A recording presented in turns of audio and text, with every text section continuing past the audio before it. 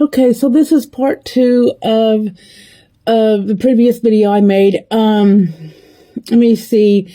For Mom not wanting to talk to me, and, Dad didn't really seem to care that much, and so I started writing down, trying to put my feelings into words, and write the stuff down, crying and trying to make it all fit together, put my feelings, describe them in words and everything I was going through, the sadness, the anger, the questions, that I never got answered, and the whys and, the hows and, everything, so from that, I wrote that poem, There's No Telling, and, it just really became something special to me because it was for a friend that I, had lost, and knowing that he was in that much pain, that he felt like, the only way out was suicide, never said anything to me about what was going on,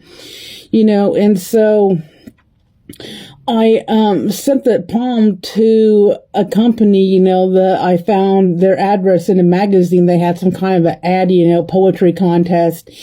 And if you was picked, they was going to have like, I think 5 or 6 winners, and each winner would get their poem published in that book. So, yeah, when Mom read it, she was just, she just started crying because I think then she actually understood, what I was going through, how I was feeling, and she, started telling all her family and her friends and, oh, my daughter had a poem published and, oh, my daughter has a gift and she's going to be famous, and it was just, nice to have her, be so happy, and telling everyone about, how proud she was of me. Well, I lost the original book that I had in storage. Years ago, I got evicted from an apartment and was forced to put my stuff into a storage facility. And then I went to the Salvation Homeless Shelter. And when I got when I was actually able to find me a place, and move out of the homeless shelter, I hired a payee to help me get my finances, back on track. Turns out this payee, she was a fake. She was a fraud. She was basically stealing my money, And, I got a call from the storage facility. They was like, oh, Anna, we haven't got your payment for the unit you have. And I tried to call my payee, 4 or 5 times a day, leaving her countless messages, wondering, why she didn't pay on my storage unit. Well, a month goes by. And when she finally got back with me, it was too late. They had auctioned off, all the stuff in my storage facility that I had. And, it pissed me off because I had a lot of personal stuff in there. It was more besides just clothes and blankets, and movies. My stereo, all that stuff could be replaced. But I also lost my grandpa's war medals from Pearl Harbor.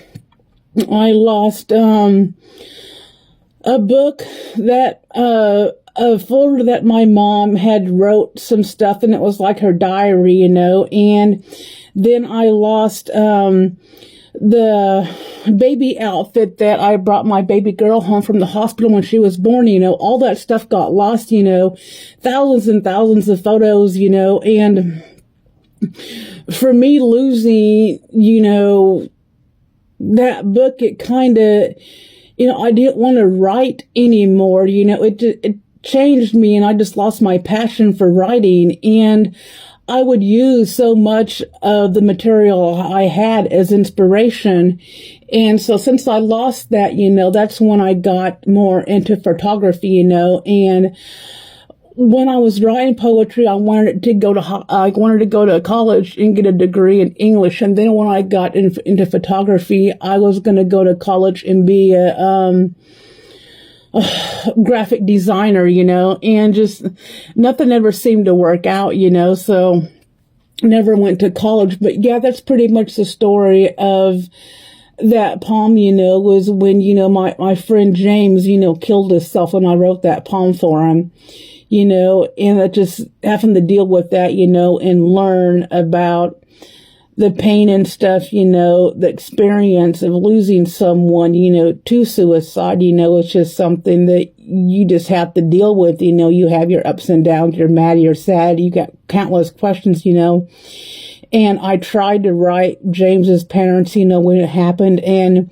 of course, obviously, yeah, they was upset, they just lost their son, so they didn't want to get back with me. They contacted the school instead, and the school called me, and they wanted to set up counseling for me, but that just didn't work out, because I was sitting there talking to this guy, and he didn't seem to give a rat's ass about what I was saying, he didn't seem to care that I was crying, so I never went back to the counseling at the school. I just had to deal with it, my own way, and write down, bits and pieces of stuff, which I kept, all those years, and then I lost everything in the storage facility. But that's pretty much it. I just wanted to share my poem with you, and I just working so much, I don't really have time to make very many videos, but I will try to get back with it, a few days maybe. Like Tony's going to be over here on Thursday again. Maybe he can help me. Maybe me and him can get together and make some videos. So with that being said, I will let you go, and I will see you later. Bye-bye.